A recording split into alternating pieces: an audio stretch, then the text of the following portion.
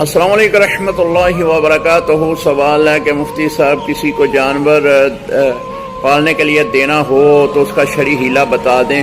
محترم، آپ جس کو بھی جانور دیں اس کے ساتھ اجرت طے کر لیں کہ آپ ہم سے مہینے کا کیا لیں گے، یعنی ایک ماہ کا اس کا خرچ جو ہے وہ طرفین کے اندر طے کر لیا جائے، تو اس طرح آپ اس جانور کو پالنے کے لیے دے سکتے ہیں۔ ہمارے ہاں جانور دے دیا جاتا ہے جب وہ بچے کو جنم دیتا ہے یا بچے کو جنم دینے کے قریب ہوتا ہے تو اس کی قیمت لگا لی جاتی ہے، پھر آدھی رقم پالنے والا لیتا ہے، آدھی جو رقم ہے یا پھر وہ مالک لے لیتا ہے۔ یہ دونوں صورتیں جائز نہیں ہیں۔